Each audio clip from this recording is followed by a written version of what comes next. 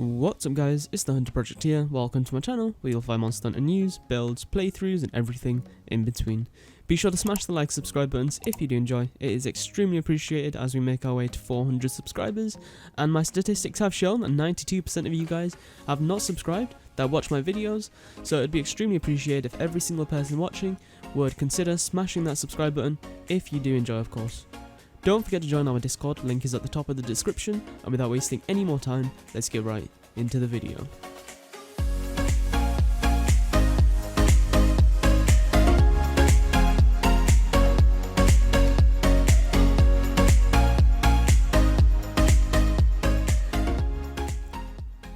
Today I'm going to be going over a few beginner tips for Generations Ultimate, and for any experienced players out there that are just watching this video for some reason, be sure to comment down below with any extra tips that you would like to share with any new people to the series that are not discussed in this video. Starting off with the first one, we have the Canteen.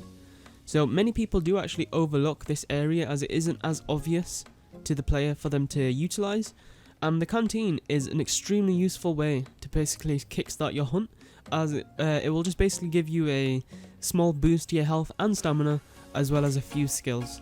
This can be very beneficial for less experienced players, as it pretty much gives you extra potions in a sense, as your health will be able to take more damage before it even reaches that original point.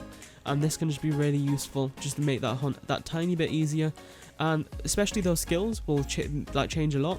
So for example, if you do end up using, for example, the aerial style, maybe going for the mounting skill would probably be very beneficial to you, as you'll get a lot more mounts on the hunt, and more likely get the first mount probably on the first hit when you do your aerial slash, depending on the weapon.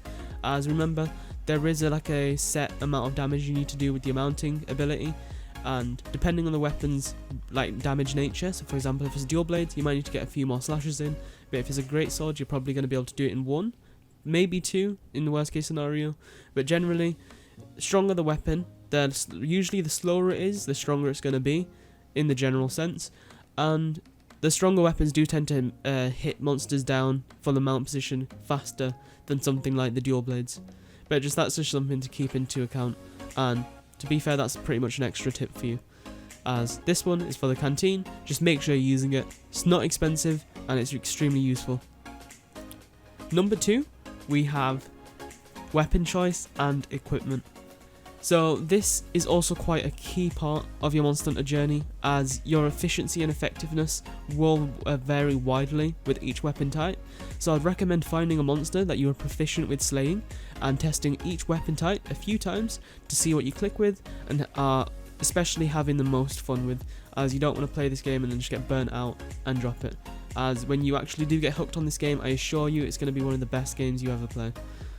Maybe not the best, don't attack me if you have a different favourite game, but I assure you it definitely will be in your top 5 games. As Monster Hunter, if the people it does click with, it 100% clicks with extremely good. And yes, so if you are having a bit of struggle choosing what weapon you want to use, or what weapon type you're clicking with the best, I'd recommend using the greatsword if you are new, or even if you're not new, as it is a really good weapon to teach you the fundamentals of the game. With the greatsword, just try and make it a habit of using it in a turn-based fashion. So you want to let the monster attack first, dodge it repeatedly until you can see openings in the monster's behavior, and just get in there, induce as much damage as you can, and then get out as quickly as possible. And you just want to repeat this process. The monsters are always going to have openings, but that's just something for you to discover. Certain attacks might have quick recoveries, and then there'll be other attacks the monster does where they maybe stay in there for a while. For example, Nagakuga's tail slap on the floor, it has quite a wide hitbox, but if you dodge that attack, you have a good 5 seconds to do DPS, and that's quite a lot. If you're proficient with a weapon and got your practice in, you will be able to do a decent amount of damage with whatever weapon you're using when the monster gives that opening. Many players do tend to make the mistake of thinking this is a hack and slash game, and try to just hammer on the monster as much as possible until they kill it, but that probably just won't work here most of the time.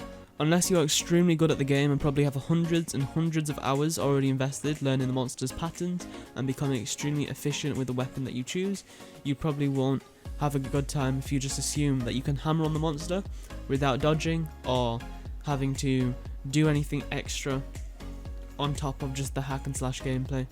As even the best speedrunners, when they do quote unquote hack and slash the monster, it's not necessarily they are spamming the monster with attacks and not thinking. They are spamming the monster with attacks knowing exactly how the monster will move, so they know that, okay, they don't really have to dodge. They know what moves they need to dodge and what moves they don't necessarily need to dodge, but rather reposition themselves so they don't need to dodge, so they can continue just hammering on the monster. This is probably a playstyle you don't want to get used to, as this is more specific to an individual monster, and you will see that a lot of speedrunners may have just specifically a certain type of monster or a certain range of monsters they speedrun, as those are monsters they've been fighting for so long that they've learned exactly how they should be playing that monster, and it's not just going to come within an hour or two. They probably have already spent around tens of hours or even hundreds of hours on that same monster just to get how proficient they are when you see speedrun videos of them.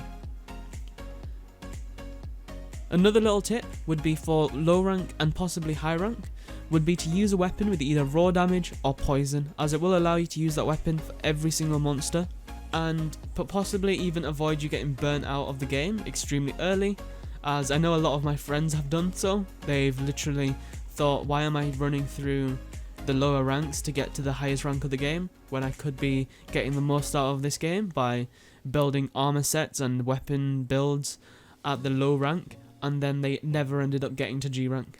And this actually happened to one of my friends who bought Iceborne, and they were like, I regret using the defender armor. They went back to low rank and high rank and ended up creating like so many sets at low rank that they got burnt out before they even reached Iceborne, and they ended up paying for Iceborne. So it was a bit of a weird one, but not going to question it.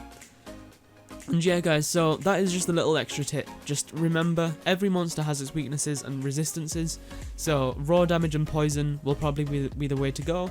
Unless you feel like you won't get burnt out, I'd recommend going with this style, and when you get to G rank, then go nuts with getting a fire build, a water build, a lightning build, and so on, to fit each monster's weaknesses. But just be extra careful of resistances, as you may use a resistant element to a monster and you're gonna feel like the hunt's gonna go on forever because your damage is gonna be sliced so hard that it's not gonna be fun. And I assure you of that, as I have done the same. I think on Stygian Zinogre, the first time I fought it, I took a dragon weapon in, assuming dragon would be its weakness, but it's not the case.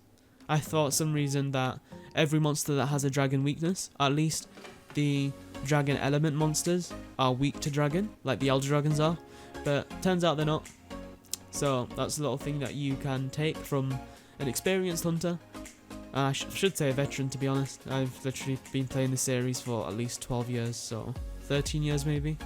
But regardless, just be careful about weaknesses and resistances. One extra little tip would be to not focus too hard on your hunting arts as well. Yes, they are there to help you, but one of the great things about Generation Ultimate, which World should have learned from, well, I should say Iceborne should have learned from, is that they are not forced on you. You don't need to use these arts to do well at the game, and I'd recommend by either using the Striker art, which just allows you to use 3 special attacks with nothing else, so you have the original Monster Hunter moveset, and this is just nice so you don't have to rely too much on an extra ability, and you just have 3 special attacks using the directional pad to dish out some extra damage.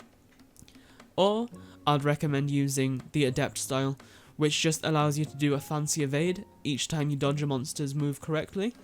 So basically the rolling move where you press the, I think it's the B button. If you press the B button, you'll do a roll. If you time that well with a monster's attack, you'll do a fancy evade. It's like a diving evade, and it's really cool to look at as well, and you can lead that straight into an attack. And that's just a really cool way to reward yourself when you do learn to evade the monster's moves and learn the timing and everything else. And yeah guys, finally we have our final tip, which is to learn the monster. So I would say that this is probably one of the pillars of this entire franchise, as it is pretty much the deciding factor whether or not you become a good hunter or an apex hunter. Learning the monster's moves and behaviour will go a long way, as it opens up the door to being able to dodge every single move that it dishes out, and being able to predict its movements as well. Like if it's weak or enraged, you'll be able to pick up on it straight away.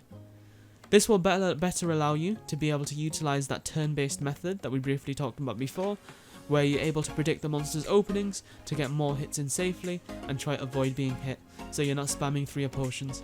Because I know for myself, when I first started playing, I would spam through all 10 potions, all 10 mega potions, all because I wasn't focusing on dodging the hit and getting in when I had a good opening to get my hits in safely. But other than that, guys, the key thing to take away from this is to have fun. Don't stress yourself out if you're using a weapon someone else said was the best, as remember, weapon choice is personal to you. And don't forget that there are 50 minutes in a quest. You have time to sit back and try observe the monster's actions, and try always take into account exactly why you died, as a good hunter is always improving, so don't feel too bad if you do faint a lot. Even if you faint 3 times, just try be super aware of why you died and make a good note of it, and try and make sure it doesn't happen again. Of course, it's inevitable, it's probably going to happen again, but just try learn from it as much as you can, and eventually you'll die less and less, to the point where you stop dying. And you'll be one of those players who are online, who don't die, and are not wasting the lives for the rest of the team. But that does bring us to the end of the video, guys. If you did enjoy, be sure to smash the like, subscribe buttons. It is extremely appreciated as we make our way to 400 subscribers. Don't forget to join our Discord, link is at the top of the description. We're around 50 members now, and we are not stopping there, so thank you all so much for the support. Thank you all so much for watching as well, and I'll see you in the next one. Bye.